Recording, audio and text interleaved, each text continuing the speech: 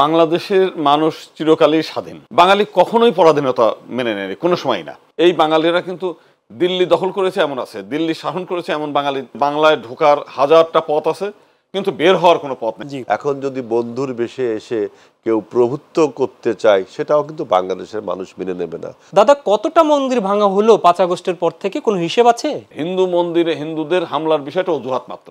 মতিউর রহমান রেন্টু খুব সগৌরবে বলেছে যে আমি নিজে শেখ হাসিনার নির্দেশে তার অর্থে সমস্ত মন্দিরগুলোকে আমি জ্বালিয়ে দিয়েছি।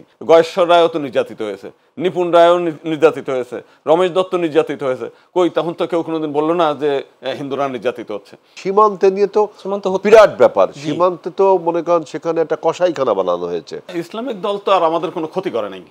যদি ক্ষতি করে থাকে আওয়ামী লীগ করেছে, তারা আমাদের সম্পত্তি এনিমি প্রপার্টি করে দখল করেছে। আসসালামু আলাইকুম প্রিয় দর্শক, শুভেচ্ছা সব প্রত্যেককে। মাহবুব সৈকত আমন্ত্রণ জানাচ্ছি মাই টিভি সংলাপে। দর্শক, মাই টিভি সংলাপে আজকে আমাদের অতিথি রয়েছেন, আমি পরিচয় করে দিচ্ছি। আমাদের ডান পাশে রয়েছেন অ্যাডভোকেট গোবিন্দচন্দ্র প্রমাণিক, মহাসচিব বাংলাদেশ জাতীয় হিন্দু মহাজোট। স্বাগত জানাচ্ছি দাদা। আমাদের মাঝে প্রিয় দর্শক আরও একজন অতিথি থাকবেন, আলোচক, বিএনপির কেন্দ্রীয় তথ্য বিষয়ক সম্পাদক আজিজুল বারী হেলাল। তিনি পৌঁছাবেন কিছুক্ষণের মধ্যে। তার আগে আমরা কথা বলবো অ্যাডভোকেট গোবিন্দচন্দ্র প্রমাণিকের সাথে। আজকে বিষয় হচ্ছে ঢাকা দিল্লি সম্পর্কের সমীকরণ। প্রিয় দর্শক, ঐতিহাসিকরা বলে থাকেন যে মোগল আমল কিংবা সেই বাদশাহী আমলেও যখন সেই দিল্লিতে রাজা মহারাজরা কিংবা বাদশাহরা বসে থাকতেন, তখনও কিন্তু সেই দিল্লির দাসত্ব এ বাংলা কখনোই মেনে নেয়নি। বাংলা ছিল বরাবরই স্বাধীন। যখনই কোনো সংগ্রাম কিংবা আন্দোলন আসে, তখনই স্লোগান হয় দিল্লি না ঢাকা, ঢাকা ঢাকা। এই আন্দোলনে এবারও এই 24-এর গণ অভ্যুত্থানের সময় সেই আন্দোলন আমরা দেখেছি, সেই স্লোগান আমরা দেখেছি। আগস্টের পরে, 5 আগস্টের পরে যখন নতুন সরকার এবং এই 18 কোটি মানুষের অন্তর্বর্তী সরকার, যখন ডক্টর ইউনূসের সরকার এগিয়ে যাচ্ছে, তখনও আবার সেই দিল্লির মোরালিপনার কাছে এসে বাংলার জনগণ বলে উঠছে যে দিল্লি না ঢাকা, ঢাকা ঢাকা। দাদা, প্রশ্ন হচ্ছে কেন যে দেশ ভারত 71-এ বাংলাদেশকে সহযোগিতা করেছিল স্বাধীনতার সময়, সেই জায়গায় এসে সমীকরণের জায়গায় এই আধিপত্যর বিষয়ে কিংবা মরুলিপনা নিয়ে বাংলাদেশের মানুষকে কেন ফুঁসে উঠতে হয়? দেখেন, বাংলাদেশের মানুষ চিরকালই স্বাধীন। সেই 12 ভূঁইয়ার সময়েও 12 ভূঁইয়ারা স্বাধীনভাবে জীবনযাপন করেছে এবং স্বাধীনভাবে রাজত্ব করেছে। বাঙালি কখনোই পরাধীনতা মেনে নেয়নি, কোনো সময় না। বরং বাঙালির ছেলে বিজয় সিংহ লঙ্কা করিল জয়, বরং লঙ্কা জয় করেছে, কিন্তু বাংলাকে কখনোই কেউই জয় করতে পারেনি। মোগলরা পারে নাই, তার আগেও যারা যারা ছিল তারা পারে নাই। কিন্তু এই বাঙালিরা কিন্তু দিল্লি দখল করেছে এমন আছে, দিল্লি শাসন করেছে এমন বাঙালি আছে। তো সেই কারণেই এই স্বাধীন চেতা মানুষগুলোকে বহুবার চেষ্টা করেছে বহু শাসক। কারণ এই বাংলা ভূমিটা ছিল একটা মানে সবুজ সোনার থালা। এইটে মানে প্রাচীন মধ্যযুগ থেকে আরম্ভ করে প্রাচীন যুগের সমস্ত বিদেশিরা এই বাংলাদেশে এসেছে এবং তারা দেখেছে যে বাংলার মানুষ সোনার থালায় ভাত খায়। কারণ এই ভূমিটা এতটাই উর্বর ভূমি যে জমিতে চাষ করতে হয় না। শুধুমাত্র এখনও আমরা দেখেছি ঘাসের মধ্যে যদি আপনি মাসকালার ডাল কিংবা এমনি বুনিয়ে রেখে আসেন, আর তুলে নিয়ে আসা যায়। এবং একসময় বরিশালের থেকে আরম্ভ করে সব জায়গাতেই ধান আমরা বুনিয়ে থয়ে আসতাম, কেটে নিয়ে আসতাম, এই দুইটা, আর বাকি কোনো এখনো চরে কিন্তু সেটাই হয়। এবং বাংলার যে মসলিন কাপড় পৃথিবী বিখ্যাত। আর এইরকম একটা ভূমি, এইরকম একটা আবহাওয়া পৃথিবীর কোনো দেশে নাই। যে কারণে এই ভূমিটা ছিল অত্যন্ত উর্বর এবং এই দেশ ছিল অতি ধনী। এবং এই 2 দিন আগেও ব্রিটিশ আমলেও আমরা প্রভাত রঞ্জন মুখোপাধ্যায়ের একটা বই ছিল, মানে গল্প হচ্ছে ফুলের মূল্য গল্প। সেখানে আমরা দেখেছি যে একজন ব্রিটিশ সাধারণ একজন অফিসার, সে বাংলাদেশে একটা চাকরি করার জন্য তার জীবনের একটা স্বপ্ন যে আমি বাংলায় চাকরি করতে যাব। চাকরি করে এসে সে একটা মেয়েকে কথা দিয়েছে যে আমি ওখানে এরপরে এসে বিয়ে করব। মানে দুর্ভাগ্যের বিষয় যে আমাদের এই রাজনৈতিক নেতাদের কারণে একটা সমৃদ্ধশালী দেশ, সারা পৃথিবীর সবচাইতে ধনাঢ্য দেশ, সেই দেশটা আজকে গরিব হয়ে গেছে শুধুমাত্র আমাদের রাজনীতির কারণে, রাজনৈতিক নেতাদের নৈতিক স্খলনের কারণে। এবং যে কারণে আজকে বাংলাদেশের মানুষ পৃথিবীর বিভিন্ন দেশে প্রায় 1.5 কোটির বেশি মানুষ ওখানে চাকরি বাকরি করে খেয়ে না খেয়ে থাকার জায়গা নাই, শোয়ার জায়গা নাই। সেখান থেকে কোটি কোটি টাকা পাঠায়, আর আমাদের এখানে রাজনৈতিক নেতারা সেই টাকাগুলো নিয়ে জি বিদেশে পাচার করে। যে কারণে আজকে এক সময় সারা পৃথিবীতে বলা ছিল যে বাংলায় ঢোকার 1000টা পথ আছে, কিন্তু বের হওয়ার কোনো পথ নেই, মানে এখানে আসলে আর কেউ ফিরে যেতে চাইতো না। জি সেই রকম একটা দেশ আজকে আবারও ফিরে আসবে। এই মানে মাঝে কিছুদিন দাসত্ব করার জন্য চেষ্টা করেছিল আমাদের রাজনৈতিক নেতাদের কারণে, দিল্লিরা কখনোই পারে নাই, কিন্তু আমাদের নিজেদের কিছু নেতাদের নৈতিক অবক্ষয়ের কারণে তারা ক্ষমতা লোভী, ক্ষমতায় থাকতে চেয়েছে, যে কারণে সেই সুযোগটা তারা নেওয়ার চেষ্টা করেছিল, কিন্তু পারেনি। 5 তারিখে এখন ঢাকা দিল্লি সম্পর্কের আমরা বলছিলাম 5 তারিখের আগে যে পতিত সরকার ছিল তারা বলছিল যে ঢাকা দিল্লির সম্পর্ক এ যাবৎকালের ঐতিহাসিক সবচেয়ে উচ্চ শিখরে আছে। তো নতুন করে এই ঢাকা দিল্লি সম্পর্ক কিংবা ভারত বাংলাদেশ সম্পর্কের এই যে দু দেশের বন্ধুত্বপূর্ণ সম্পর্কের জায়গায় ভাটার কারণটা কি মনে করছেন? ভারতীয় মিডিয়া, ভারতীয় আপনি দেখেছেন যে সেখানের বিজেপি সরকার, সেই বিজেপি সরকারের বিভিন্ন নেতারা বলে বেড়াচ্ছে যে এই দেশের যে হিন্দু যারা ধর্মের আছে কিংবা মুসলিম ছাড়া যে ধর্মেরই আছে না কেন তাদের উপর অত্যাচার চলছে, নির্যাতন চলছে, মন্দির ভাঙা হচ্ছে। দাদা, কতটা মন্দির ভাঙা হলো 5 আগস্টের পর থেকে, কোনো হিসেব আছে? আচ্ছা, তো একটু মন্দির ভাঙার বিষয়টা বলার আগে একটু বলি। আমরা আমি বাংলা সাহিত্যের ছাত্র ছিলাম, তো লাইলি মজনু একটা কাব্য ছিল আমাদের। লাইলি মজনু কাব্যের মধ্যে যখন ওই তাদের প্রেম ভেঙে যায়, তখন সেই মজনু মানে ওই রাজবাড়ির থেকে একটা কুকুর আসছে, কুকুরের গলা ধরছে, যে মানে লাইলি মনে করে আর কি। বিষয়টা হলো যে ভারতীয় নেতৃবৃন্দ এবং ভারতীয় সাধারণ জনগণ থেকে, সবাই না, কিছু, এবং ভারতীয় মিডিয়ারা একতরফা প্রেমে পড়েছিল শেখ হাসিনার। তো যখন তার এই লজ্জাজনক বিদায় হলো, এরাই হচ্ছে প্রেমে উন্মাদ হলে যা হয়, তখন যা পাচ্ছে সেই ধরনের মানে পাগলামির থেকে আরম্ভ করে যত প্রকার ছিল সেইটা, কিন্তু তারা পরবর্তীকালে বাস্তবতা বুঝেছে যে এই পাগলামিতে কোনো কাজ হবে না। যে কারণে এই 2 দিন আগে ভারতের পররাষ্ট্র সচিব এসে উনি বললেন যে আমরা বাংলাদেশের সঙ্গে, এই বর্তমান সরকারের সঙ্গে তারা কাজ করতে আগ্রহী এবং এই সম্পর্কটা অনন্য উচ্চতায় তারা নিয়ে যেতে আগ্রহী। যেটা কালো মেঘ ছিল সেইটাকে তারা দূরীভূত করতে আগ্রহী।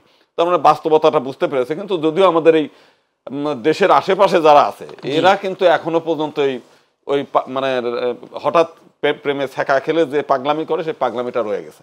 এখন মন্দিরের যে বিষয়টা, হিন্দু মন্দিরে হিন্দুদের হামলার বিষয়টা অজুহাত মাত্র। মূলত হচ্ছে এটা টোটালটাই হচ্ছে শেখ হাসিনার প্রেমে ভঙ্গ হওয়ার কারণে মূলত হচ্ছে তাদের এই জিনিসটা।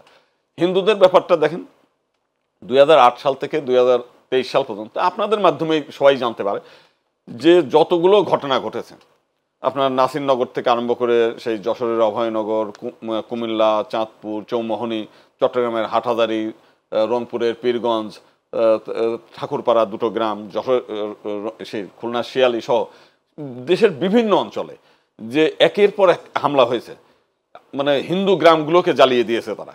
যদিও এর পিছনে ইন্ধন ছিল রাজনৈতিক। আমরা কুমিল্লার ঘটনায় আমরা জানি যে 2021 সালে বাহার সাহেব এবং শেখ হাসিনার খুব কাছের মানুষ, তো তার নেতৃত্বে, তার উদ্যোগে হয়েছে। 1992 সালে যখন ঢাকেশ্বরী মন্দির থেকে আরম্ভ করে ঢাকা শহরের মন্দির মানে সমস্ত জায়গা পুড়িয়েছে, এটা তো শেখ হাসিনার ব্যক্তিগত সহকারী মতিউর রহমান রেন্টু খুব সগৌরবে বলেছে যে আমি নিজে শেখ হাসিনার নির্দেশে, তার অর্থে সমস্ত মন্দিরগুলোকে আমি জ্বালিয়ে দিয়েছি। কিন্তু 5 তারিখের ঘটনা কিন্তু তা না। সেখানে জিনিসটা হলো যে এখানে পরাজিত শক্তি শেখ হাসিনা নিজে পালিয়েছে। শেখ পরিবারের শেখ হেলাল, শেখ সেলিম, শেখ তন্ময়, হাসনাত আবদুল্লাহ বাড়ি সহ দেখেন বিশ্ব নন্দিত ক্রিকেটার, যার বাংলাদেশে এর কোনো শত্রু ছিল না, আপামর জনসাধারণ মানে তাকে পছন্দ করে। শুধু শেষ জীবনে একটু আওয়ামী লীগের ওই তকমা তার গায়ে লাগার কারণে তার বাড়ি পুড়েছে। আমাদের গাজী দস্তগীর মানে কারখানায় পুড়ে শতাধিক মানুষ পুড়ে মারা গেছে, এরকম শুনেছি। না, ওই তথ্যটা সঠিক না। মানে যদি নাও হয়ে থাকে তবুও আমরা, ওনার কারখানা জ্বালানো হয়েছে, তাও হচ্ছে একটা তথ্য এসছে যে ওখানে জমি জমা সংক্রান্ত বিরোধ আছে, এরকম। যেটাই হোক, জমি জমা নিয়ে বিরোধ হলেও কিন্তু এই অজুহাতে কাজে লাগে, কিন্তু গণমানুষ মারা যাওয়ার কোনো তথ্য মারা যাওয়ার নেই। কিন্তু আপনার হাসনাত আবদুল্লাহর বাড়িতে আমরা শুনেছি 3 জন লোক পুড়ে মারা গেছে তার বাড়িতে। না, সেটি তো সংখ্যালঘু না। না, আমি যেটা বলছি বিষয় হচ্ছে যে এইবারের যে ঘটনা ঘটছে টোটালটাই ছিল রাজনৈতিক। জি, আওয়ামী লীগের মুসলমান নেতাদের বাড়িতে, আওয়ামী লীগের হিন্দু নেতাদের বাড়িতে, সাধারণ কিছু হিন্দু বা সাধারণ কিছু মুসলিমের বাড়িতে হামলা হয়েছে এই ইসে। তার সংখ্যা কিন্তু মানে ওই যে সেই ঠাকুরপাড়া কিংবা নাসিরনগরের ওই রকম ঘটনা না। বিভিন্ন জায়গাতে যেটা ঘটেছে সেটার জন্য কি আমাদের সম্প্রীতি, আমাদের যে দীর্ঘদিনের হিন্দু মুসলিম বৌদ্ধ খ্রিস্টানদের যে সম্প্রীতি, সেই সম্প্রীতির জায়গায় কি অনেক বেশি ফাটল চলছে বাংলাদেশের এখন? আমাদের এই যে দুর্গাপূজা গেল, আমাদের অন্যান্য পূজাগুলো গেল, সেখানে আসলে কি অবস্থা ছিল? অত্যন্ত সুন্দর পরিবেশ। আপনি এখনো মন্দিরে যান, আপনি ইসকন মন্দিরে যান, যেটা নিয়ে ইসকনের বিরুদ্ধে বহু কথা হচ্ছে। আপনি এখনই কাউকে দিয়ে খবর নেন যে অন্তত 2-1 হাজার লোক ওইখানে কীর্তন গাচ্ছে, প্রত্যেকটি মন্দিরে অনুষ্ঠান যাচ্ছে। দুর্গাপূজা নিয়ে অনেক কথা ছিল যে দুর্গাপূজা হবে না, দুর্গাপূজা করবে না। অনেকের মানে অনেকেই একটু ওই যে একটু মানসিক ই ছিল যে আমরা এটা করব না, আমরা সেই অভিমান। তো সেই সব অভিমান শেষ হয়ে দেখা গেল জনসাধারণ ঠিকই জনস্রোত মন্দির দেখতে যাচ্ছে, পূজা দেখতে যাচ্ছে, পূজা করছে। এই যে এখন ভারতের একটা মিডিয়ায় আমরা দেখলাম যে শাখা সিঁদুর পড়ছে না, সবই তো পড়ছে, শাখাও পড়ছে, সিঁদুরও পড়ছে। মানে আমাদের এক বাংলাদেশের একজন ইউটিউবার, সে বলছিল যে পূজা দেখতে যাবে না, অথচ উনিই দেখলাম 5 দিন পূজা দেখতে গেছে 5টা শাড়ি পরে। মানে উৎসবের কমতি নাই। কিন্তু মূল বিষয়টা হলো যে এখানে যে জিনিসটা ছিল রাজনৈতিক কারণ, হিন্দুদের একটা বিরাট অংশ হচ্ছে আওয়ামী লীগের প্রতি সাপোর্ট ছিল। তো স্বাভাবিকভাবে হঠাৎ করেই তাদের স্বপ্নভঙ্গ হওয়াতে মানসিকভাবে মানে তারা একটু হতভম্ব হয়ে গেছে। এর মধ্যে কিছু রাজনৈতিক নেতা আছে, কিছু হিন্দু বৌদ্ধ খ্রিস্টান ঐক্য পরিষদ, আপনারা জানেন যে আওয়ামী লীগের অঙ্গ সংগঠন, সেই সব নেতারা একটু রিউমার ছড়ানোর চেষ্টা করছে যাতে এটাকে নিয়ে দেশে বিদেশে প্রচার হয় এবং উল্টাপাল্টা নিউজ যে ভারতে প্রচার হচ্ছে, এর পিছনে আমাদের দেশের কিছু লোক এই নিউজগুলো পাঠানোর কারণে তারা এইগুলো করেছে। জি দাদা, সেখানে দেখেছেন যে এই রিউমার ছড়াতে গিয়ে উল্টো আরেকটা কাজ হয়ে গেছে, যে বিভক্তির রাজনীতি যে আবার শুরু হয়েছিল, সেই সকল রাজনৈতিক দল এক প্ল্যাটফর্মে চলে এসেছেন দেখেছেন। আমি আপনার কথার একটু সূত্র ধরে বলি, আপনি গতকালকের কথা বলেছেন যে ভারতের পররাষ্ট্র সচিব এসেছিলেন দুই দেশের সম্পর্ক আবার সুরিত করার একটা বার্তা নিয়ে। আমরাও সেটি প্রত্যাশা করেছিলাম, সে সরকারের পক্ষ থেকে এসছে। কিন্তু সরকারের দলের এই যে পশ্চিমবঙ্গের শুভেন্দু অধিকারী, উনি অনেকদিন থেকে যা ইচ্ছা তাই বলছেন। আজকে উনি 24 পরগনায় এই বাংলাদেশ ভারত সীমান্তবর্তী একটা এলাকায় সমাবেশে বলেছেন, আমি কোট করছি, শেখ হাসিনাই এখনো বাংলাদেশের বৈধ প্রধানমন্ত্রী, তিনি বাংলাদেশে ফিরবেন, প্রধানমন্ত্রী হয়েই বিমানবন্দরে নামবেন, তাকে স্যালুট দিয়ে নিয়ে যেতে হবে, এটি শুভেন্দু অধিকারীর আবদার। কি বলবেন? সে তো সরকারের প্রতিনিধি। বিষয়টা হলো পশ্চিমবাংলার যারা নেতারা, জি, এর আগে মুকুল রায় ছিলেন, উনিও এই শুভেন্দু অধিকারীও ছিল হচ্ছে তৃণমূল কংগ্রেসের নেতা। আবার কিছুদিন আগে মুকুল রায়ও ছিলেন হচ্ছে ওই তৃণমূল থেকে আসা। তো উনাদের মূল লক্ষ্য হচ্ছে নীতি, নৈতিকতা, আদর্শ বলতে কিছুই নাই, শুধুমাত্র যেন তেন প্রকারে কিভাবে চেয়ারে বসা যায় সেইটা। আবার আপনি দেখবেন যে যারা কোনো এক দল থেকে আর এক দলে চলে যায় এবং ক্ষমতাসীন দলের প্রতি তাদের মানে বিদ্বেষ ভাব, আক্রোশ থাকে বেশি। তারা এখন চেষ্টা করছে যে কোন পরিস্থিতিতে কিভাবে মানে ওই তৃণমূলের যিনি প্রধান, সেই মমতা বন্দ্যোপাধ্যায়কে হটিয়ে উনি মুখ্যমন্ত্রী হবেন, সেইটা মানে উনি উন্মাদ হয়েছেন ওই এসে। তো যে কারণে আমি এর আগে একদিন বলছিলাম, যদি আপনার এত ভালো লাগে তা আপনার দেশেই উনাকে একটা বড় পদ দিয়ে রেখে দেন, কারণ বাংলাদেশের জনগণ তো আর রাখতে চায় না। তো মূল বিষয় হলো এটা হচ্ছে টোটালটাই রাজনৈতিক। এবং উনি যে কথাগুলো বলেন, সেই কথাগুলো বলার কোনো এখতিয়ার ওনার মধ্যে নাই, কারণ উনি সরকারের কিছুই না, উনি হচ্ছে পশ্চিমবাংলার একটা বিরোধী দলীয় নেতা, এর বাইরে কিছুই না। উনার মূল বক্তব্যটা, সে যদি এইখানে মুসলিমদেরকে খেপিয়ে তোলা যায় তাহলে হিন্দুদেরকে ঐক্যবদ্ধ করে আগামীতে উনি ক্ষমতায় আসবেন, এই স্বপ্ন। কিন্তু বিষয় হলো যে ভারতের জনগণ কিন্তু আর ওনার কথা মতো কাজ করে না। আপনি দেখছেন যে কিছুদিন আগে রাম মন্দিরকে কেন্দ্র করে ওনারা ব্যাপক প্রচার করেছিল, অথচ দেখা গেল রাম মন্দির প্রতিষ্ঠার পর ওই এলাকায় আরো ভোট কমেছে, পশ্চিমবাংলাতেও তাই। মানে ওনারা যে আশা নিয়ে এইগুলো বলেন, ফলাফল হচ্ছে তার বিরুদ্ধেই যায়। কারণ হচ্ছে এই সমস্ত উস্কানিমূলক বক্তব্য, এইগুলো আজকাল তো মানুষ সচেতন, সব শিক্ষিত মানুষ, আগের মতো ওই ঢালাও ভাবে অন্ধভাবে বললেই মানুষ গ্রহণ করে না। তো যে কারণেই উনার এই বক্তব্য উনার ব্যক্তিগত, এবং উনিও যে আমাদের এক ময়ূক রঞ্জন আছে না আর কি, ইনারা ওই মানে ওই প্রেমের স্যাক খাইলে যে পাগলামি করে, উনারটা মূলত হচ্ছে সেই পাগলামি, এর বাইরে কিছুই না। দাদা, এখানে আমরা দেখলাম যে শুরু হলো এই অনেকভাবে যে বিপ্লবকে নস্যাৎ করার চক্রান্ত কিংবা বিতর্কিত করার অনেকগুলো পদ্ধতির মধ্যে শেষ পদ্ধতি এসে চিন্ময় দাস কার্ড, সেই কার্ডটা খেললো, যদিও সেটা অনেক চলে গেল। আপনাদেরই পেশার শহীদ আলিফ, সাইফুল ইসলাম আলিফ শাহাদাত বরণ করলেন। সেখানে সেই বিচার, একজনকে মেরে ফেলা হলো, সেই বিচার এবং এর আগে রাষ্ট্রদ্রোহ মামলা আপনি জানেন যে চিন্ময় দাসের বিরুদ্ধে হলো, সেখানে আমাদের দেশেরও কিছু মানুষ, অথবা সেটা মানুষই আমি বলবো, যে ধর্মেরই হোক না কেন, কিছু মানুষকে নিয়ে আসলো চিন্ময় দাস, ইসকন থেকে তিনি বিতাড়িত হলো, নিয়ে আসলো। এটা সাধারণ যারা হিন্দু আছে তারা আসলে কিভাবে দেখছে? এবং কলকাতায় আমরা খবর নিয়েছি, আমাদের যারা বিভিন্ন সাংবাদিক ওখানে আছে তারাও কিন্তু বলছে কলকাতার সাধারণ মানুষ তারা চায় না এই বিভাজনটা, তারা বাংলাদেশকে পছন্দ করে। আসলে আপনার অবজারভেশন কি, কিংবা আপনি কতটুকু খবর নিয়েছেন? বাস্তবতাও তাই। বিষয় হচ্ছে এই যে আজকে চিন্ময়কে কিন্তু রংপুরের লোক চেনে না। চিন্ময়ের আপনারা তো একটা মিডিয়া, চিন্ময় এই 5 তারিখের আগে চিন্ময়কে বাংলাদেশের মানুষ চিনত না। তাহলে এই তাকে চিনা লোকে এবং তার পিছনে যে লক্ষ লক্ষ লোক যে জড়ো হলো, কারণটা কি? মূল বিষয়টা হচ্ছে এই যে পরাজিত শক্তি, এই শেখ হাসিনার দলের যে সমস্ত লোক, সবই তো আর পালিয়ে যায় নাই। তারা চেষ্টা করেছে যে মাইনরিটি ইস্যুটাকে সবচাইতে বড় ইস্যু, এবং তাদেরকে যদি খেপিয়ে তোলা যায়, তাদেরকে যদি রাস্তায় নামানো যায়, এমনিতেই তো হিন্দুদের মধ্যে একটা আওয়ামী প্রীতি আছে, তো এই প্রীতিটাকে কাজে লাগিয়ে, এবং পার্শ্ববর্তী ভারতেরও কিছু লোকজন আছে, কিছু রাজনৈতিক নেতা, কিছু মিডিয়া বিভিন্নভাবে প্রচারণা করেছে যে আপনারা, মানে এটার পিছনে আরো কিছুই আছে, যেমন বর্ডার খুলে দিচ্ছি চলে আসেন, মানে সেখানে নিয়ে যায় দাঁড় করায়, এরপরে বলছে জলের মধ্যে সাঁতার দেন, সেইটার ভিডিও নিচ্ছে, এরপরে বলছে যে একটু বর্ডারে ঢোকার চেষ্টা করেন, তারপরে ওগুলো ভিডিও টিডিও নেওয়ার পর এরপর মাথায় এখানে পট্টি বেঁধে, হ্যাঁ পট্টি বেঁধে যান। এই সমস্ত হচ্ছে তাদের মানে নাটক তৈরি করা। ঠিক একইভাবে তারা এখানে বাংলাদেশের মানুষ যদি মনে করে যে যেমন হচ্ছে শুভেন্দুবাবু বলছেন যে তিনি এখনো বাংলাদেশের বৈধ প্রধানমন্ত্রী, এরকম আমাকেও বহুজন বলেছেন। এগুলো ঠিক আছে, বৈধ প্রধানমন্ত্রী, ওনাকে আসতে বলেন, ওনাকে আসতে বলেন বাংলাদেশে, এবং আপনিও সাথে আসেন।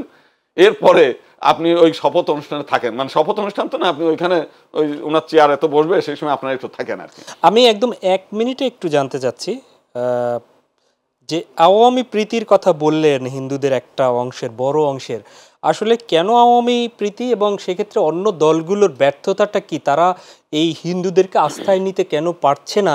সেই প্রশ্ন আসলে আমি জবাবটা নেই, তবে একটা বিরতি থেকে ফিরে আমরা আবারও যাচ্ছি।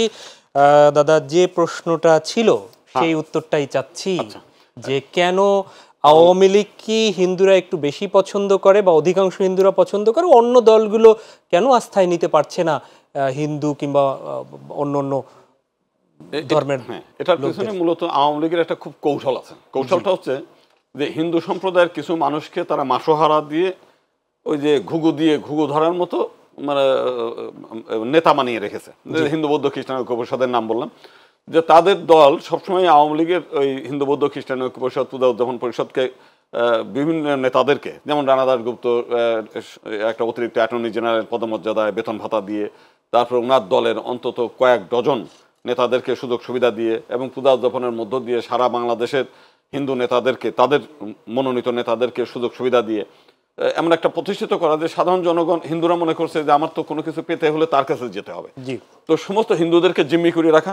আর দ্বিতীয়ত হচ্ছে যে ওনারা দেখাচ্ছে যে বিএনপি গত 2 টার্ম ক্ষমতায় ছিল, কিন্তু কোনো হিন্দুদের এমপি ছিল না, একমাত্র গৌতম চক্রবর্তী ছাড়া।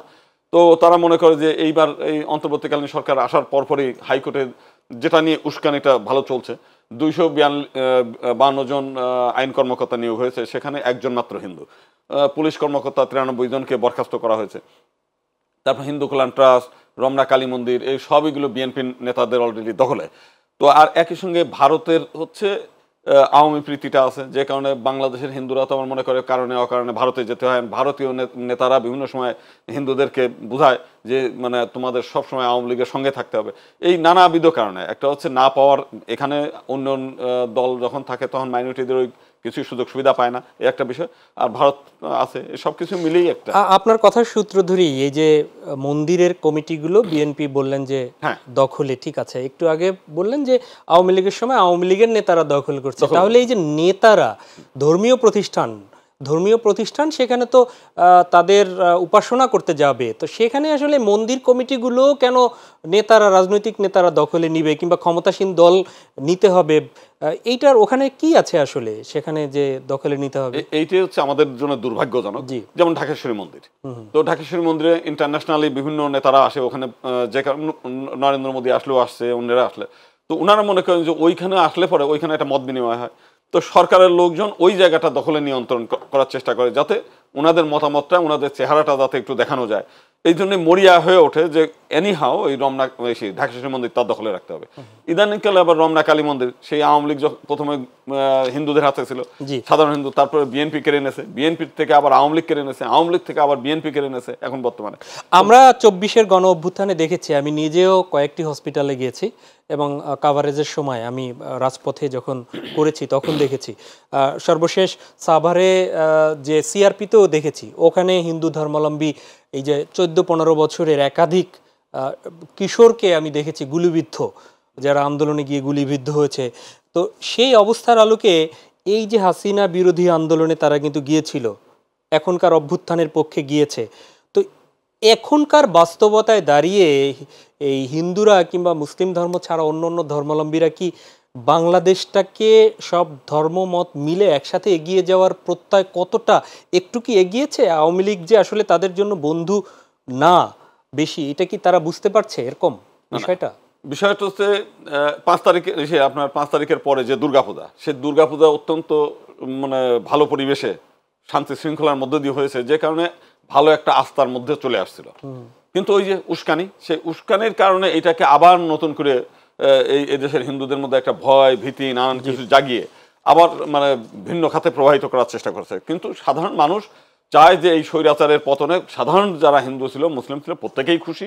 তারা চেয়েছে যে একটা নতুন বাংলাদেশ গড়ে উঠবে, এবং মানে হিন্দু সম্প্রদায়ের একটা আশা হচ্ছে যে এই অন্তর্বর্তীকালীন সরকার যেন একটু দীর্ঘায়িত হয়। জি, দীর্ঘায়িত হয়। আমি একটু অন্য প্রসঙ্গে যাই।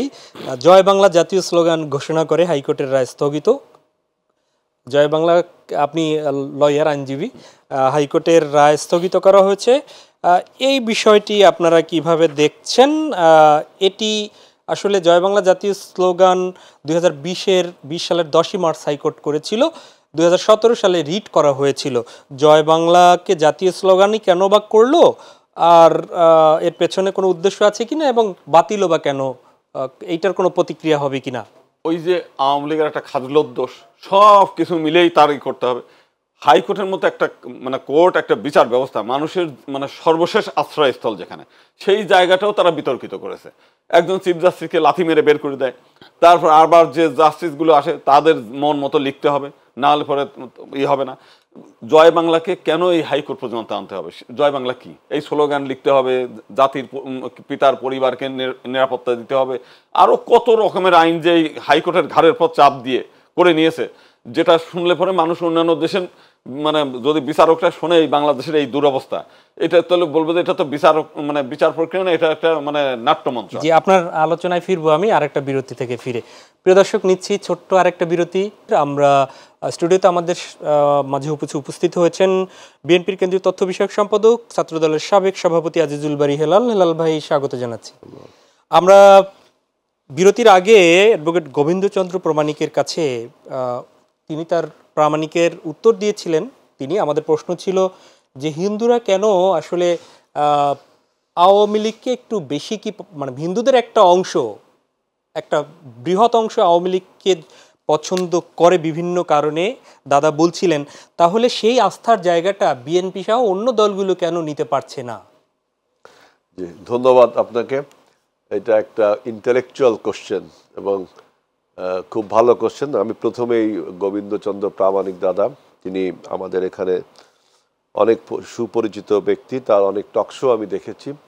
বিশেষ করে 5ই আগস্টের পরে বাংলাদেশে যে হিন্দু নির্যাতন হচ্ছে বলে যে অপপ্রচার আমাদের প্রতিবেশী রাষ্ট্র ভারতে হচ্ছে, যে বাংলাদেশে হিন্দু ক্লিনজিং বা হিন্দু নির্যাতন হচ্ছে, তার বিরুদ্ধেই তিনি বলেছেন। এজন্য তাকে আমি ধন্যবাদ জানাচ্ছি। উনি একটা সত্য ভাষণ দিয়েছেন। এর আগেও তিনি অনেক কথা বলেছেন, সেগুলো আমি মনে করি যে আমাদের বাংলাদেশ যে একটা কমিউনাল হারমোনির দেশ, হিন্দু মুসলমান বৌদ্ধ খ্রিস্টান যুগ যুগ ধরে আমরা বসবাস করি, সেই সেন্টিমেন্ট ধারণ করে উনি কথা বলেন। এই জন্য আমি ধন্যবাদ জানাই। এখন বলা হচ্ছে যে ন্যারেটিভটা তৈরি করা হয়েছে যে হিন্দু মানেই আওয়ামী লীগ কে ভোট দেয়, এটা আওয়ামী লীগের একটা বয়ান। এখন এই বয়ানের বিরুদ্ধে আমাদের যদি একটা বয়ান না থাকে তাহলে তো ওই ন্যারেটিভটাই চালু থাকবে। তা আমি এই বয়ানটা বিশ্বাস করি না, কারণ আমরা যারা বিভিন্ন সময় জাতীয় রাজনীতিতে নির্বাচন করি তখন আমি মনে করি না যে আমি শুধু মুসলমানদের ভোটে নির্বাচিত হই, হিন্দু ভাইরাও আমাদের ভোট দেয়। কিন্তু আওয়ামী লীগ এই বয়ানটা চালু করে রেখেছে। বাগেরহাটে অনেক হিন্দু ভোটার, আমার এলাকায় অনেক হিন্দু ভোটার, তারা আমাদের ধানের শীষে ভোটও দেয়, এই জন্য ওইখানে ধানের শীষ জয়লাভও করে। আমার বাড়ি খুলনা, বাগেরহাট না। এখন আপনার যে ন্যারেটিভটা আওয়ামী লীগ তৈরি করেছে যে, এবং হিন্দু ভাইদেরকে তাদের নিজস্ব অ্যাসেট হিসেবে তারা বিভিন্নভাবে প্রমাণ করে, এবং কিছু হলেই আপনার হিন্দু ভাইদের উপর নির্যাতন করা হয়েছে এরকম একটা সাম্প্রদায়িক কার্ড তারা খেলে। অথচ দেখেন গত 17 বছরে যত সাম্প্রদায়িক সন্ত্রাস হয়েছে, কারণ এদেশে সাম্প্রদায়িক দাঙ্গা কখনো হয় না, দাঙ্গা হলে দুটা পক্ষ থাকে, এখানে হয় সাম্প্রদায়িক সন্ত্রাস। একটা মেজরিটি যারা সম্প্রদায় তারা মাইনরিটির উপর আক্রমণ করার একটা প্রবণতা পৃথিবীর সব জায়গায় থাকে, কিন্তু বাংলাদেশ একমাত্র দেশ যে দেশে এইরকম কমিউনাল হারমোনি আর কোনো দ্বিতীয় দেশ দেখাতে হবে না। যে দেশ ভারত আমাদের বিরুদ্ধে বলছে যে আমাদের এখানে কমিউনাল ডিসহারমোনি হচ্ছে, অথচ আমরা সবাই জানি যে ভারতের চেয়ে বাংলাদেশের কমিউনাল হারমোনি ভালো। বাংলাদেশের সংখ্যালঘু এবং সংখ্যাগুরু সবাই ঐক্যবদ্ধভাবে বসবাস করে। সুতরাং আপনার আওয়ামী লীগের যে ন্যারেটিভটা বারবার বলা হয়, এইটার বিরুদ্ধে আমার বক্তব্য হলো যে দাদা কিন্তু নিজেও অনেকবার বলেছেন যে, এবং হিন্দু বৌদ্ধ কল্যাণ পরিষদের রানা দাশগুপ্ত দাদা, তার সাথে আমার পরিচয় আছে, তিনিও একবার বলেছেন যে স্বাধীনতার পরে যত হিন্দু সম্পত্তি দখল হয়েছে সব আওয়ামী লীগই করেছে। এবং দেখেন গত 17 বছর যত সন্ত্রাস হয়েছে হিন্দু ভাইদের উপরে, তার বেশির সব কিছুই ধরা পড়েছে আওয়ামী লীগ, ছাত্রলীগ, যুবলীগ। আপনার ব্রাহ্মণবাড়িয়া নাসিরনগরে বলেন, আপনার নওগাঁ সাঁওতাল পল্লীতে বলেন, রামুর টেকনাফে বৌদ্ধ মন্দির যেটা, সুবর্ণচরে, তারপর যশোরের অভয়নগরে, বিভিন্ন জায়গা, এগুলো আওয়ামী লীগ করে কি আপনার এই হিন্দু ভাইদের বিভিন্ন মন্দির, কিশোরগঞ্জ মাঝে যে মন্দির টন্দির ভাঙা হলো দেখলাম, সব হলো আপনার আওয়ামী লীগ এটা করে এটা দেখায় যে যখনই আওয়ামী লীগ বিপদে পড়ে দেখায় যে বাংলাদেশের সংখ্যালঘুদের উপর নির্যাতন হচ্ছে, এবং এই সংখ্যালঘুদের উপর নির্যাতনটা করে কে? আওয়ামী লীগের বাইরে যে দলটা অর্থাৎ বিএনপি বা অন্য দলের উপর দোষ চাপানো। কিন্তু প্রকৃতপক্ষে তারা এই জিনিসটা ঘটিয়ে থাকে। যখন তদন্ত হয়েছে, গ্রেপ্তার করা হয়েছে, তখন এগুলো প্রমাণ হয়েছে। যেমন দেখেন একটা কথা বলেন, দেখেন ভারতের মিডিয়াগুলো যেভাবে প্রচার করছে, যে আমি সেদিনকার দেখলাম অযোধ্যায় একটা ধর্মীয় সমাবেশে অনেক লোক গ্যাদারিং হয়েছে, সেখানে স্টাম্পিড পদদলিত হয়ে কিছু নারী পুরুষ মারা গেছে। এই ছবিটাকে বিভিন্নভাবে বিকৃতি করে দেখানো হচ্ছে যে বাংলাদেশে হিন্দু ভাইদের উপর নির্যাতন হয়েছে। এটা আপনার রিউমার স্ক্যানার যে অ্যাপটা থেকে দেখা গেছে।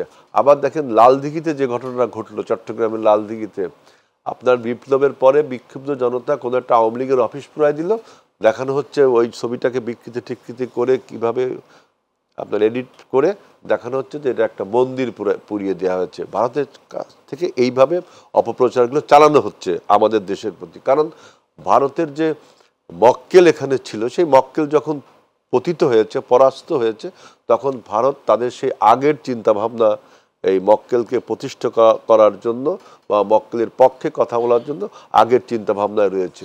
সুতরাং আমাদের দেশের জনগণকে ঐক্যবদ্ধ হয়ে বলতে হবে যে বাংলাদেশে কোনো কমিউনাল ডিসহারমোনি হচ্ছে না, সাম্প্রদায়িক সম্প্রীতি এখানে রক্ষা হচ্ছে।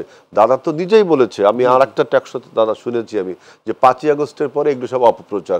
5ই আগস্টের পরে কোনো আওয়ামী লীগের নেতা হয়তো আপনার আক্রমণে আঘাত হয়েছে, এখন দেখা যাচ্ছে সে হ্যাপেন্স টু সে হিন্দু সম্প্রদায়ের লোক, তার মানে সে মুসলমান হলেও তাই হতো।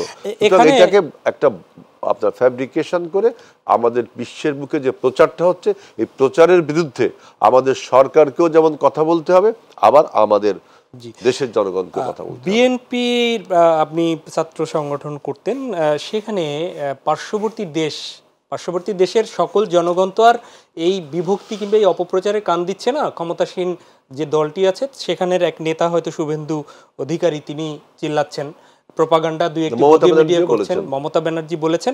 সেখানে পার্শ্ববর্তী দেশ যাদের আমরা প্রতিবেশী পাল্টাতে পারবো না, সেই প্রতিবেশীরা বিএনপির সাথে এই আওয়ামী লীগ প্রীতিটা প্রতিবেশীদের কেন বেশি? এখানে কি আপনারা একাধিকবার রাষ্ট্র পরিচালনায় ছিলেন, সুসম্পর্কটা কেন তারা আওয়ামী লীগের সাথেই করতে চায়?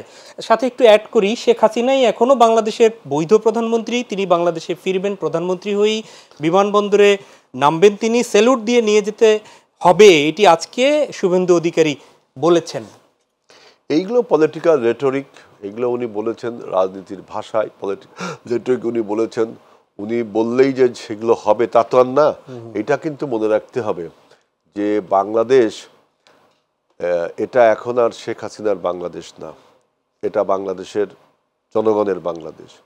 এখন যদি কেউ, আমাদের সাথে ভারতের বন্ধুত্ব রয়েছে, কূটনৈতিক সম্পর্ক রয়েছে, ওয়ার্কিং রিলেশন রয়েছে, এখন যদি বন্ধুর বেশে এসে কেউ প্রভুত্ব করতে চায়, সেটাও কিন্তু বাংলাদেশের মানুষ মেনে নেবে না।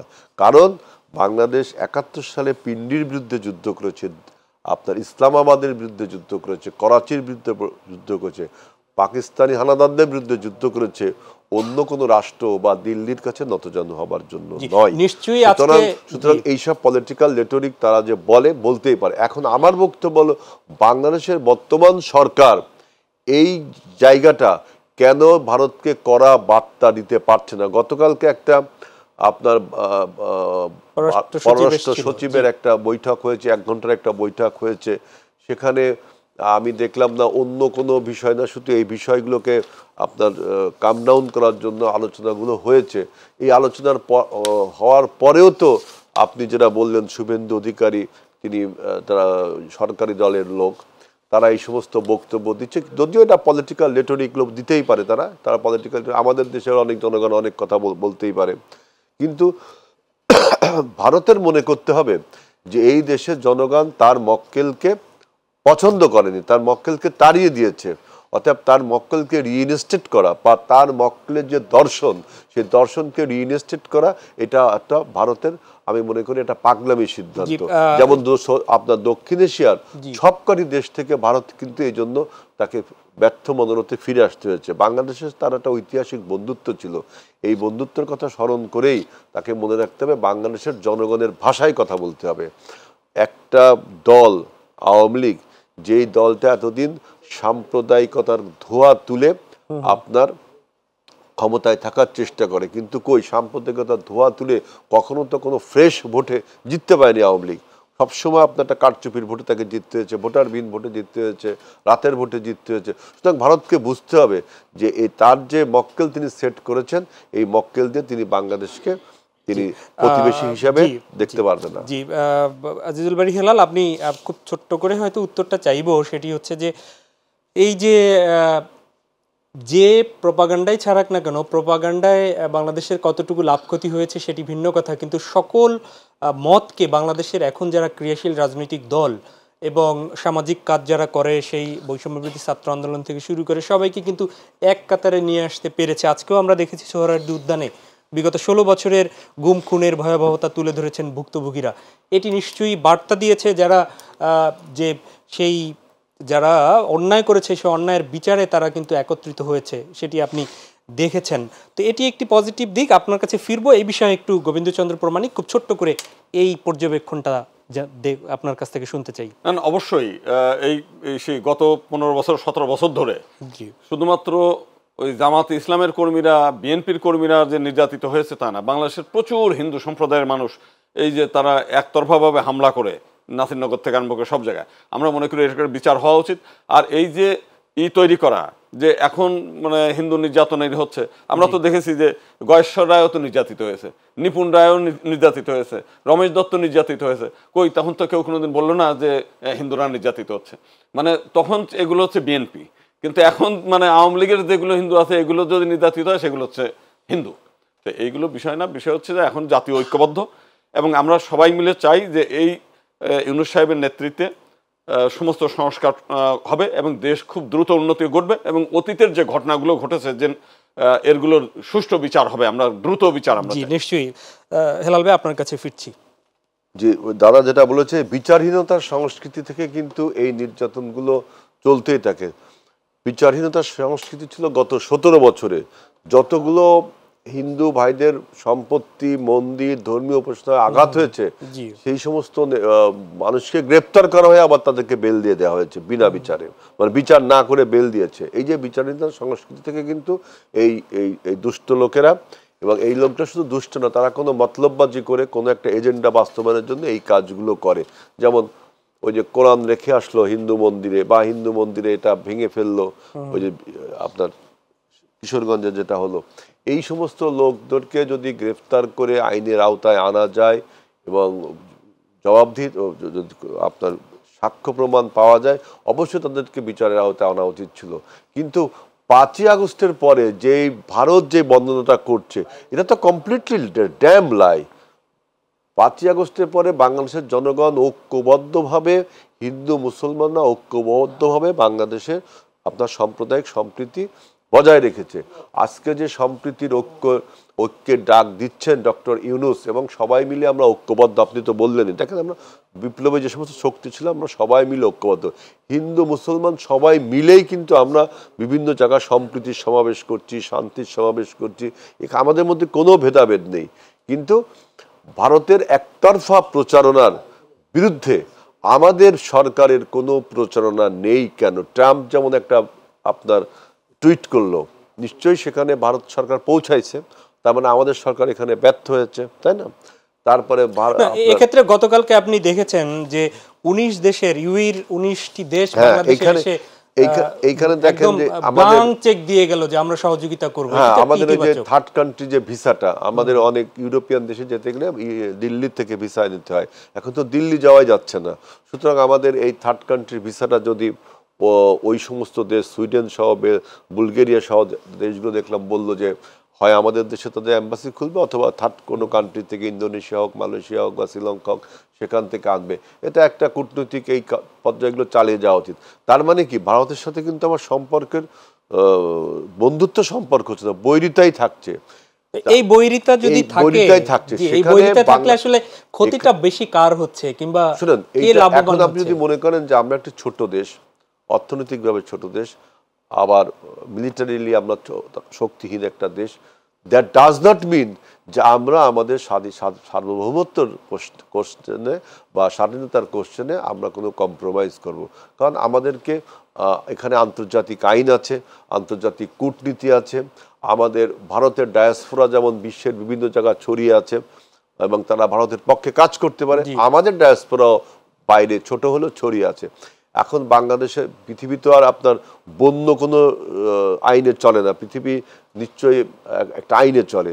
সেখানে আমাদের আন্তর্জাতিক আইন, আন্তর্জাতিক কূটনীতি, এইগুলো যদি ঠিকভাবে আমরা কাজ করতে পারি এবং ভারত সরকারকে, দিল্লির সরকারকে যদি আমরা প্রমাণ করতে পারি যে আমরা তো ওপেন, কতটা ওপেন আমরা দেখেন, আমরা দিল্লির সরকারকে বলছি আপনারা আসুন বাংলাদেশে দেখে যান কোথাও কোনো কমিউনাল কনফ্লিক্ট হচ্ছে কিনা, কোথাও কোনো কমিউনাল, বরঞ্চ আপনার দেশে কমিউনাল কনফ্লিক্ট হচ্ছে এটা আমরা বলতে পারি।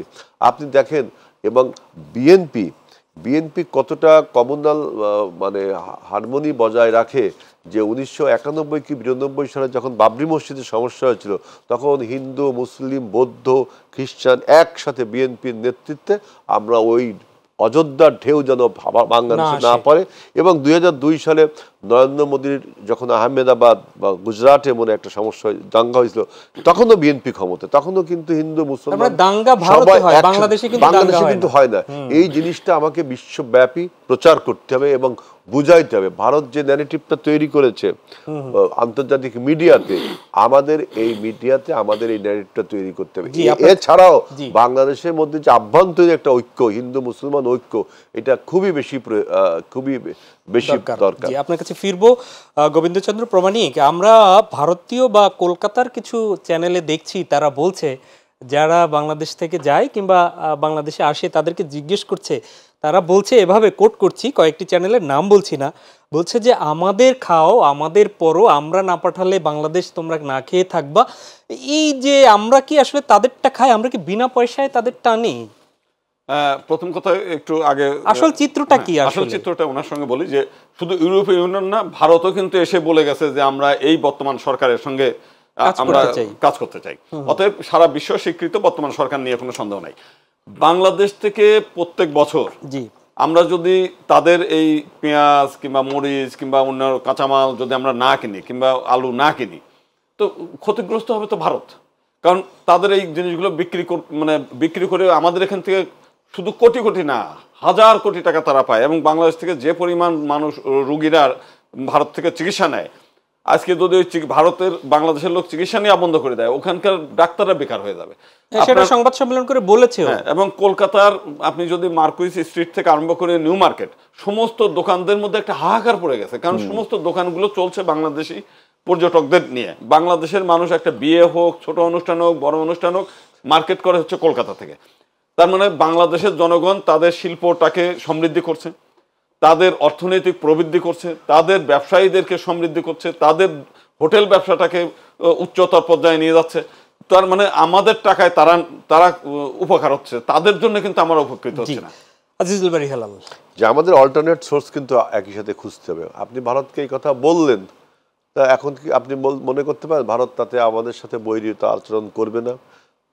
কারণ 5ই আগস্টের আগে যে ভারতের সাথে আমাদের কূটনীতিক বা রাজনৈতিক সুসম্পর্ক ছিল তাও না। 5ই আগস্টের আগে একটি নির্দিষ্ট দলের সাথে সম্পর্ক ছিল, যেটা আপনি প্রথমেই বলেছেন। কেন আমাদের সাথে না? আমাদের সাথে না এই কারণে যে আমরা বাংলাদেশের স্বাধীনতা এবং সার্বভৌমত্বর কোশ্চেনে আমরা আনকম্প্রোমাইজিং। শুধু আমরা না, আমরা বিএনপি না, বাংলাদেশের ম্যাক্সিমাম জনগণ, ইভেন যারা আওয়ামী লীগের বিভিন্ন কর্মী লেভেলের লোক তারাও কিন্তু আনকম্প্রোমাইজ। শুধু আওয়ামী লীগের উপরের লেভেলে অথবা তারা হলো এই স্বাধীনতা সার্বভৌমত্বের ব্যাপারে তাদের চিন্তা হলো যে আমাদের চেয়ার যদি আমার থাকে, সেখানে স্বাধীনতা সার্বভৌমত্ব প্রশ্ন তাদের কাছে বড় হয়ে দেখা দেই না। এই জন্য আমরা বলছি যে আপনি ভারতকে বললেন যে তোমাদের অর্থনীতি আমাদের উপর অনেক কিছু নির্ভর করে, এতে যে ভারত রাজি হয়ে যাবে তা না। আপনাকে অল্টারনেটিভ সোর্সও খুঁজতে হবে। যেমন চিকিৎসা, অনেকে বিশ্লেষকরা আমাদের এখানেই বলেছে যে ইতিমধ্যেই বিকল্প দেশ থেকে আমাদের জাহাজে বিভিন্ন পণ্য আসার কারণেও ওখান থেকে একটু বিরূপ প্রতিক্রিয়া হচ্ছে, ভারত এটা হয়তো মেনে নিতে পারছে না, এমনটাও তো একটু বলছে অনেকে। হ্যাঁ, এই যে এটা তো আমাদের সাথে এখন একটা টেন্স সিচুয়েশন প্রিভেল করছে ভারতের সাথে। এখন টেন্স, কিন্তু দ্যাট ডাজ নট মিন যে আগে ভালো ছিল। আগেও বিভিন্ন ইস্যুতে আমাদের, যেমন অভিন্ন নদীর ইস্যুতে এখনো ডিসপুট রয়ে গেছে, ফারাক্কার পানি নিয়ে ডিসপুট রয়ে গেছে, সীমান্তে নিয়ে তো বিরাট ব্যাপার। সীমান্তে তো মনে করেন সেখানে একটা কসাইখানা বানানো হয়েছে, সেই সব বিষয়ে আমাদের ডিসপুট রয়ে গেছে, আমাদের বক্তব্য রয়ে গেছে। শুধু এখন তার সেই মক্কেল যেহেতু নেই, তার মক্কেল হাত ফসকে গেছে, সেহেতু সে নতুন করে অপপ্রচার শুরু করেছে। এই অপপ্রচার দুঃখজনক হলেও সত্য যে ভারতের কিছু রাজনীতিবিদ অংশগ্রহণ করেছে, আবার অনেক রাজনীতিবিদ কূটনীতিবিদ তার প্রতিবাদও করেছে। আমার বক্তব্য হলো বাংলাদেশকেও অবশ্যই, বাংলাদেশের যে ডায়াসপোরা পৃথিবীতে ছড়িয়ে ছিটিয়ে আছে, যে লার্নেড মানুষগুলো আছে বা যে ডিপ্লোম্যাটিক মানুষগুলো আছেন যারা বোঝেন, তাদের এই প্রচারটা বাড়াতে হবে যে Bangladesh land of communal harmony. এখানে এটা ভারতের একটা নিছক অপপ্রচার, এটার জন্য আমাদের প্রচার বাড়িয়ে দিতে হবে। হেলাল ভাই, আপনার কাছে আমি হয়তো ফিরবো, আমি হয়তো একদম সময় নেই, একদমই 1 মিনিটের মধ্যে শুনতে চাচ্ছি। তা হচ্ছে যে আমাদের দেশে তো এখন এই যে শুধু বিএনপি না, ইসলামিক দলগুলো এগিয়ে যাচ্ছে, তো এই দলগুলো একটু বেশি ফোকাস হচ্ছে, এই জন্য কি ভারতের একটু মাথা ব্যথার কারণ? আর আপনারা কি আসলে ইসলামিক দলগুলো এগিয়ে যাচ্ছে সেজন্য আপনারা কি একটু আপনাদের মধ্যে টেন্স বা অন্য কিছু আছে কিনা? না, ইসলামিক দল তো আর আমাদের কোনো ক্ষতি করে নাই। যদি ক্ষতি করে থাকে আওয়ামী লীগ করেছে, তারা আমাদের সম্পত্তি এনিমি প্রপার্টি করে দখল করেছে। বিভিন্ন মঠ মন্দিরগুলো তো তাদেরই দখলে ছিল, তো সমস্ত বিভিন্ন জায়গায় হামলা শিকার সেখানে। আজকে আমাদের ইসলামী দলগুলো বাংলাদেশের 90% মুসলিম, তো মুসলিমরা তাদের চিন্তা চেতনা অনুযায়ী রাষ্ট্র পরিচালনা করতে চাইবে, এটাই তো স্বাভাবিক।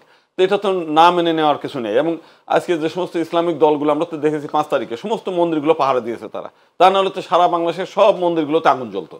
তো সেখানে ইসলামিক দলগুলো এগিয়ে যাওয়াতে আমাদের কোনো ক্ষতির কারণ নেই। যে একদম 30 সেকেন্ডে দর্শকের জন্য আপনি যদি কিছু বলেন। দর্শকদের যে জিনিসটা বলতে চাই, আমরা যে এই দেশে বসবাস করতে চাই, আমরা মিলেমিশে থাকতে চাই। এখানে যে রাজনৈতিক দল থাকুক আমাদের ভেদাভেদ করা ঠিক হবে না। আমরা ইউনূস সাহেব হচ্ছে বাংলাদেশের না সারা বিশ্বের একজন শ্রেষ্ঠ মানুষ, এবং আজকে যে অন্তর্বর্তীকালীন সরকার, এই সরকারের উপদেষ্টারা সবাই শিক্ষিত, মার্জিত, সংস্কৃতি মনা, আমরা তাদের নেতৃত্বে দেশটাকে গড়ে তুলতে চাই। ধন্যবাদ। অন্যের কথা মতো আমরা চলতে চাই না। অনেক ধন্যবাদ আজিজুল বারী হেলাল। একটি প্রশ্ন করতেই হয়, সেটি হচ্ছে যে আপনাদের পক্ষ থেকে আজকে পুলিশ প্রশাসন সংস্কার কমিটি মেজর হাফিজ প্রধান তিনি প্রস্তাবনায় জানিয়েছেন বিএনপি চায় র্যাবের বিলুপ্তি, যে র্যাবকে 2004 সালে বিএনপি প্রতিষ্ঠিত করেছিল, পুলিশকে জনবান্ধব করতে চায়। র্যাব কেন বিলুপ্তি চাচ্ছে এবং সেটি কি এখন কাঙ্ক্ষিত হবে? এটা আমি আজকে পত্রিকা দেখলাম, পার্টির সাথে এই ব্যাপারে আমার এখন ইন্টারাকশন হয়নি। আমার একটা নিজস্ব অভিমত ছিল যে পুলিশের ভিতরে এই যে বিভিন্ন রকম সেক্টর গড়ে তুলে এখানে সেনাবাহিনীর থেকে ডেপুটেশন আসতো, নৌবাহিনী থেকে ডেপুটেশন আসতো, এতে পুলিশের ভিতর হয়তো একটা অসন্তোষ থাকতোই। সুতরাং এইটা একটা ডিসকাশনের ব্যাপার। এটা আমি হঠাৎ করে কোনো কিছু মন্তব্য করতে চাই না। ছাত্রদল, যুবদল, স্বেচ্ছাসেবক দলের লং মার্চ আছে আগামীকালকে, এটি কি কন্টিনিউ থাকবে? দেখেন, থাকবে না কেন? এই কিছুক্ষণ আগে খবর পেলাম, আমি পত্রিকা পড়ছিলাম যখন দাদা বক্তব্য দেয়, যে দিল্লির হাই কমিশনে আজকে ঘেরাও করেছে বিভিন্ন ধর্মীয় সংগঠন, কোনো রাজনৈতিক সংগঠন মানে রাজনৈতিক ধর্মীয় সংগঠন না, আজকে দিল্লির হাই কমিশন অভিমুখে আপনার হামলা মানে ঘেরাওয়ের জন্য গেছে। সেখানে অবশ্য পরে পুলিশ বাধার ফলে সেটা বন্ধ হয়েছে। সুতরাং আমাদের দেশে যে লং মার্চগুলো বলছেন, যে লং মার্চ আমরা অতীতেও করেছি, যেন ফারাক্কার যখন বাদ দেওয়া, তখন মৌলানা হামিদ খান ভাসানীর নেতৃত্বে লং মার্চ হয়েছিল। সেই লং মার্চের পরে প্রেসিডেন্ট জিয়াউর রহমানের সাথে আপনার ওই যে মুরারজি দেশাই সরকারের বৈঠক হয়েছিল, আমরা পানি চুক্তি করেছিলাম, ন্যায্য হিস্সাও পেয়েছিলাম। এখন আমার আরেকটা বক্তব্য আছে, আজকে দেখলাম যে এই বর্তমান সরকার 5ই আগস্টের পরে নাকি 88টি ঘটনার 70টি মামলা করেছে, মামলা বা আসামি করেছে, এইটার বিচার হবে। আমি মনে করি, আমি তো এটা আমার বিস্ময় প্রকাশ করি যে তাহলে কি আসলে আমাদের দেশে 5ই আগস্টের পরে হিন্দু ভাইদেরকে নির্যাতন করা হয়েছে? তাই তো গোবিন্দ দা মিথ্যা কথা বললো, আমিও মিথ্যা কথা বলবো, আরো অনেক লোক মিথ্যা কথা বললো।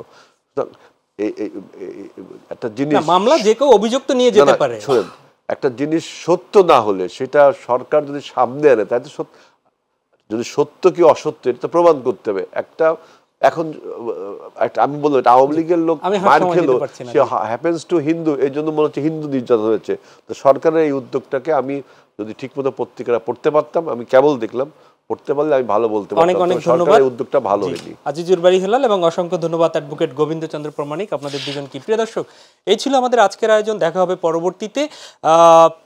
সবার আগে দেশ, আর সেই দেশের জন্য আসুন সবাই কাজ করি, মতভেদ এবং দলীয় সকল কিছুর ঊর্ধ্বে। আল্লাহ হাফেজ।